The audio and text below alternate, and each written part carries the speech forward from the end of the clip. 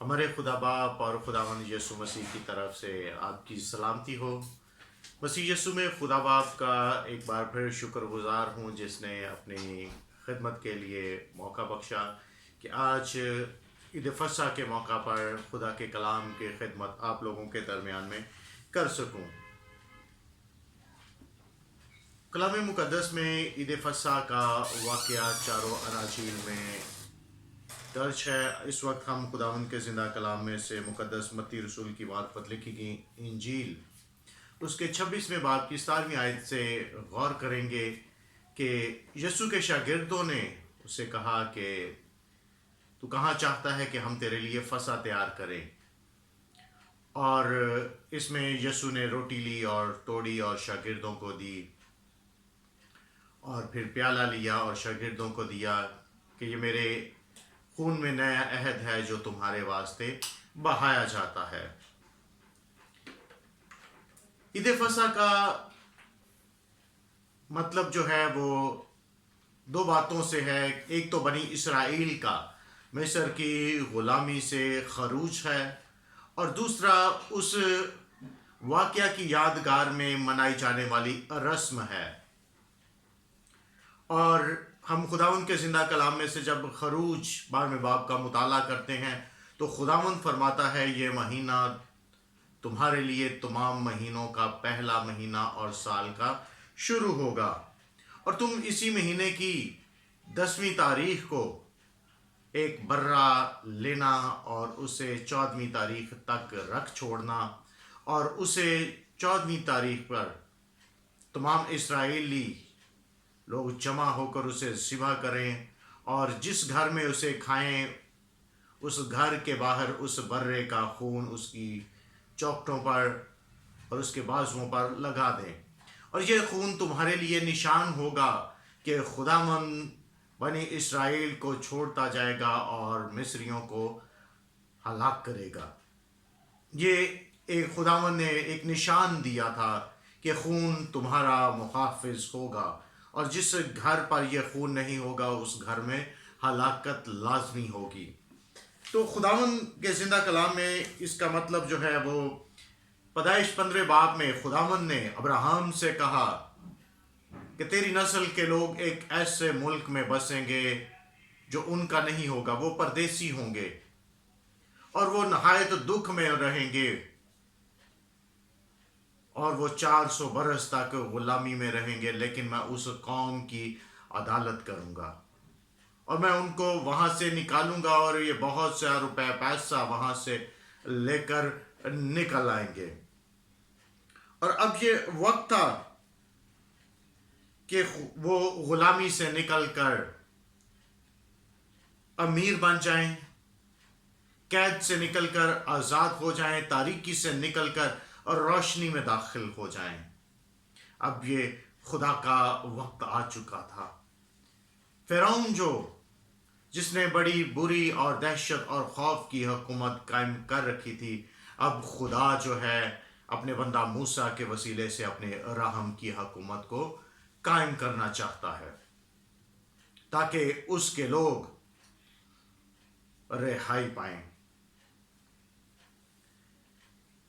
जिस तरह फसह के मौका पर इस्राएलियों ने गुर्बत, गुलामी और दहशत से, खौफ से रिहाई पाई, उसी तरह से जब हम मसीह यीशु को अपना फसह का बर्रा कबूल करते हैं तो हमारा एक नया आगाज हो जाता है।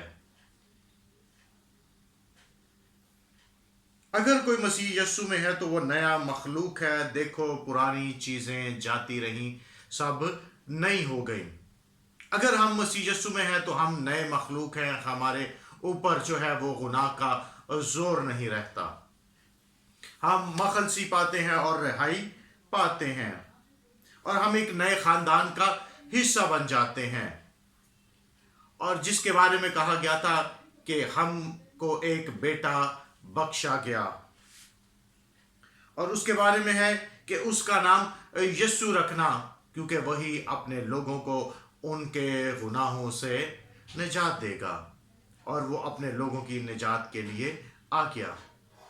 اگرچہ موسیٰ کی نجات بھی بڑی اہم تھی، اس نے اپنے لوگوں کو غلامی سے نکالا، تو بھی مسیح کی نجات اس سے زیادہ اہمیت رکھتی ہے، کیونکہ اس نے اپنے لوگوں کو گناہ سے اور گناہ کی مزدوری سے آزاد کیا۔ اس لیے مسیح کی نجات موسیٰ کی نجات سے زیادہ اہمیت رکھتی ہے، کیونکہ وہ ہمیں ہمیشہ کی زندگی دیتا ہے اور نئی زندگی کا آغاز ہوتا ہے۔ فسح کے برے سے پورے گھرانے کے لیے ایک وعدہ تھا کہ پورا گھرانہ بچ جائے گا، اور یسوع مسیح جب زکئی کے گھر میں گیا، وہ ایک محصول لینے والا تھا، گناہگار شخص تھا، اس نے یسوع کو قبول کیا تو یسوع نے کہا کہ آج اس گھر میں نجات آئی۔ اسی طرح سے جب پالوس اور سیلاس فلپی داروغہ کے پاس تھے تو انہوں نے اس سے کہا کہ خداوند یسوع مسیح پر ایمان لا تو تو اور تیرا گھرانہ نجات پائے گا۔ نجات جو ہے وہ پورے گھرانے کے لیے ہے۔ یسوع ہمارا فسح کا برہ ہے۔ پاکیزگی کے لیے معائنہ کیا جاتا تھا۔ جب ہم خداوند کے زندہ کلام میں سے مقدس لوکا طبیب کی معرفت لکھی گئی انجیل میں پڑھتے ہیں تو وہاں پر ہے کہ وہ یسوع کا شاہانہ داخلہ یروشلم میں ہوتا ہے، اور یہ وہ وقت تھا جب لوگ اپنے برے ہیکل میں لا رہے تھے تاکہ ان کا معائنہ کیا جاتا کہ وہ قربانی کے لیے لائق ٹھہرتے، وہ بے عیب ہوتے۔ اور یسوع نے بھی اپنے آپ کو اپنے لوگوں کے لیے اور رہنماؤں کے پاس یروشلم میں لاتا ہے تاکہ وہ اپنے جلال کے لیے ان کے سامنے پیش ہو اور خدا کے بے عیب برے کے طور پر اپنے آپ کو پیش کر سکے۔ اور یسوع نے اپنے آپ کو بے عیب ہونے کے لیے پیش کیا۔ اور مقدس متی رسول کی معرفت لکھی گئی انجیل کا جب ہم 22ویں باب کا مطالعہ کرتے ہیں تو وہاں پر بڑی تفصیل کے ساتھ یسوع نے اپنے آپ کو مذہبی لوگوں کے سامنے پیش کیا۔ 22ویں باب میں یسوع نے ہیرودیوں کے پاس اپنے آپ کو پیش کیا۔ ہیرودیوں کا ایک ایسا گروہ ہوتا تھا جو ہیرودیس کی حکومت کو تسلیم کرتا تھا اور رومی حکومت کے حامی لوگ تھے۔ انہوں نے یسوع سے کہا کیا کیسر کو جزیہ دینا روا ہے یا نہیں، یسوع کو پھنسانے کے لیے۔ تو یسوع نے کہا کہ مجھے ایک سکہ دو۔ اس سے سوال کیا گیا کہ اس پر کس کی صورت ہے؟ انہوں نے کہا کیسر کی۔ تو یسوع نے کہا جو کیسر کا ہے وہ کیسر کو دو، جو خدا کا ہے خدا کو دو۔ پھر صدوقی ایک ایسا گروہ تھا جو قیامت پر یقین نہیں رکھتے تھے۔ انہوں نے یسوع سے ایک سوال کیا، ایک شخص جو اس نے شادی کی اور وہ مر گیا اور شریعت کے مطابق اس کے بھائی نے اس عورت سے شادی کی تاکہ اپنے بھائی کے لیے اولاد پیدا کرے، وہ بھی مر گیا۔ پھر تیسرے نے کی، اسی طرح سے ساتوں کے ساتھ مر گئے۔ قیامت کے روز وہ کس کی بیوی ٹھہرے گی؟ تو یسوع نے کہا کہ قیامت کے روز بیاہ شادی نہ ہوگی، بلکہ لوگ فرشتوں کی مانند ہوں گے، کیونکہ ہمارا خدا زندوں کا خدا ہے، مردوں کا خدا نہیں۔ خدا ابراہم، اسحاق اور یعقوب کا خدا ہے، ہمارا خدا تو زندوں کا خدا ہے، مردوں کا خدا نہیں۔ پھر فریسی ایک شرح کے عالم نے آزمانے کے لیے پوچھا، اے استاد توریت میں بڑا حکم کون سا ہے؟ یسوع نے کہا کہ تو خداوند اپنے خدا کی عبادت کرنا اپنے سارے دل، اپنی ساری جان، اپنی ساری عقل اور اپنی ساری طاقت سے، اور دوسرا اس کی مانند یہ کہ تو اپنے پڑوسی سے اپنے برابر محبت رکھنا۔ وہ وہاں پر یسوع کو پھنسانا چاہتے تھے اور یسوع ہر بات میں ان کو جواب دیتا رہا، اور پھر کسی کی جرت نہ ہوئی کہ دوبارہ اس سے کوئی سوال پوچھ سکتا۔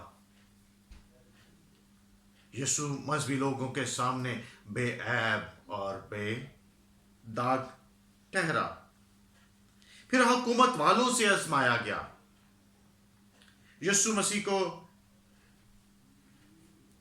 پھر یہودیوں نے، سردار کاہنوں نے یسوع کو باندھا اور سردار کائفہ کے دیوان خانہ میں لے گئے، اور صبح کا وقت تھا اور وہ خود قلعہ میں نہ گئے تاکہ وہ ناپاک نہ ہو بلکہ فسح کھا سکے۔ یوحنا کی انجیل 18ویں باب کی 12ویں آیت سے۔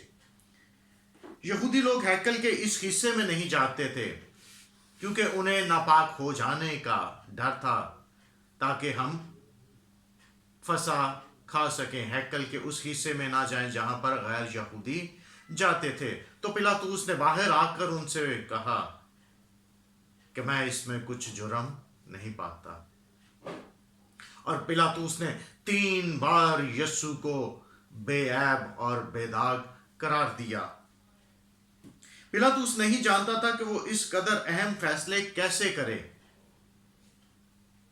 وہ نہیں جانتا تھا کہ یسوع مسیح خدا کا برہ ہے جو معائنے کے لیے اس کے پاس آیا ہے، اور وہ اس کو بے عیب قرار دے رہا ہے تاکہ وہ قربان ہونے کے لیے لے جایا جائے۔ 4 دن کے مکمل معائنے کے بعد یسوع اس لائق ٹھہرا کہ وہ فسح کے برہ کے طور پر قربان ہو سکے، اور جس طرح سے فسح کے برے کے طور پر قبول کرتے ہیں یسوع کو، تو وہ ہمیں تمام ناراستی سے پاک کرتا ہے۔ جس طرح وہاں پر برے کے خون لگائے جانے سے ہماری مخلصی اور نجات تھی، اور اب یسوع مسیح کے خون سے ہے۔ مقدس پطرس رسول لکھتے ہیں کہ ہماری مخلصی سونے چاندی سے نہیں بلکہ بے عیب اور بے داغ یسوع مسیح کے خون سے ہے، جو ہمارا فسح کا برہ ہے۔ آج ہم یسوع کو بطور فسح کے برے کے لیتے ہیں کہ وہ ہمارے گناہوں کے لیے قربان ہو گیا، اور اس کے خون میں ایک نیا عہد باندھا گیا، جس کے وسیلے سے ہم اے باپ یعنی اے خداوند کہہ کر پکار سکتے ہیں۔ وہ رشتہ جو باپ کے ساتھ ہمارا ٹوٹ چکا تھا وہ بحال ہو گیا۔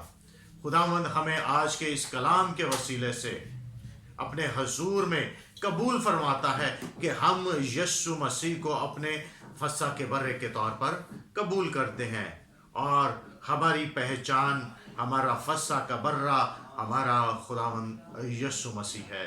ہماری مخلصی یسوع کے خون سے ہے۔ وہ ایک ہی بار قربان ہو کر ہماری ابدی خلاصی کرواتا ہے۔ خداوند کے زندہ کلام کے وسیلے سے آپ سب کو برکت ملے، اور خداوند آپ پر فضل کرے کہ ہم اسے اپنے شخصی طور پر فسح کے برے کے قبول کریں۔ آمین۔